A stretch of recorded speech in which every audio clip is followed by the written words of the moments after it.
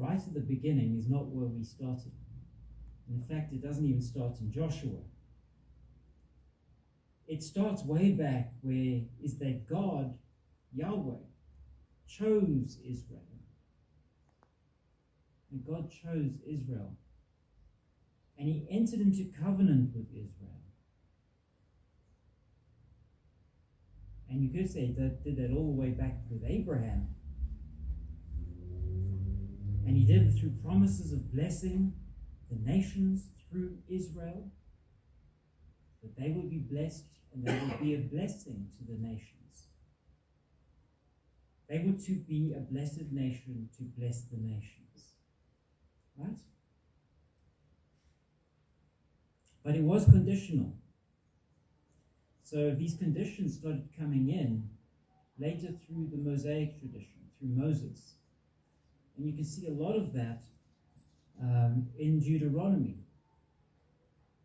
So before they entered the land that God promised them, the land of Canaan, that was promised to Abraham, he commanded them, among other things, to obey him to take the land. To obey them to take the land, and they didn't do it. The first time they sent spies out, and they said, no, they're too big, they're too bad. So they disobeyed God, and they ended up wandering in the wilderness for 40 years because they disobeyed God. Judgment. Curses if you disobey the Lord, and blessings if you obey. Now I want you to remember that this covenant was specific for Israel then, and not for us today. And the prosperity teachers that you may hear in various churches will be very strong on preaching the blessings of Deuteronomy today. But they won't preach the curses. They will ignore the curses. So they'll say, oh, well, you'll get the blessings, but they won't read the curses to you if you disobey. But it's very easy to disobey the Lord.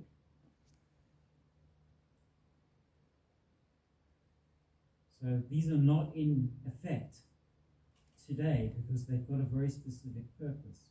And this is what their purpose was. Because they're also very prophetic.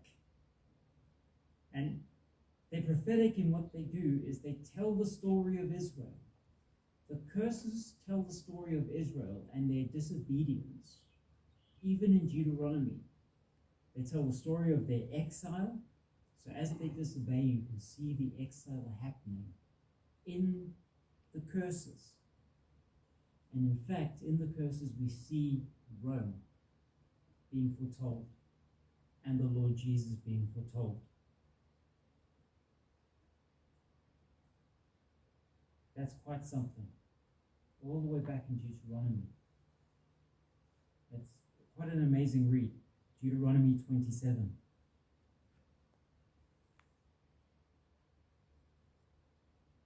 So, now we get to the really, really tough question. Because now what had God commanded them to do? So they disobeyed. Well, one of the things that God had commanded them to do was to wipe out utterly and entirely the Canaanites. And that's where people say, whoa, how can God promote genocide like this? It's very serious. Like, wipe out an entire people.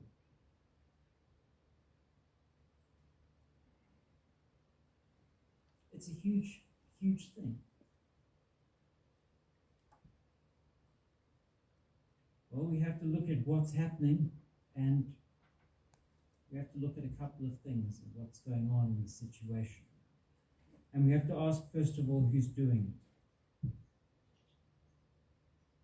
First of all, with genocide, it's a nation wiping out a nation. Right? In all cases, it's a personal vendetta of one nation wiping out a nation. Am I right? It's an evil. It is an evil thing. And as we see,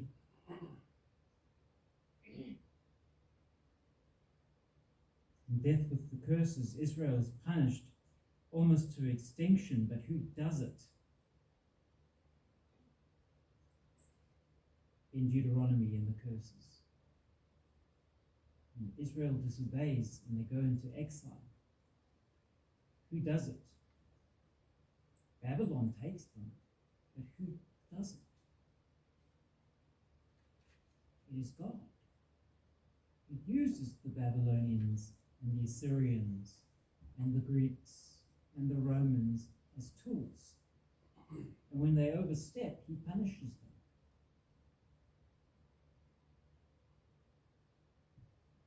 Now the nations in these cases are tools of the land, and here most especially as Joshua does.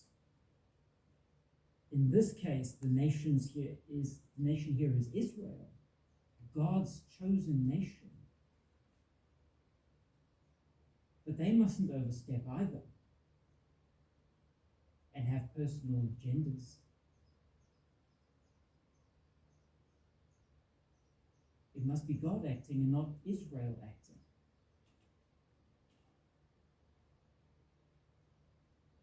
So here most especially, as Joshua does, we should not take orders from anyone but our master in cases like this, or in very serious matters.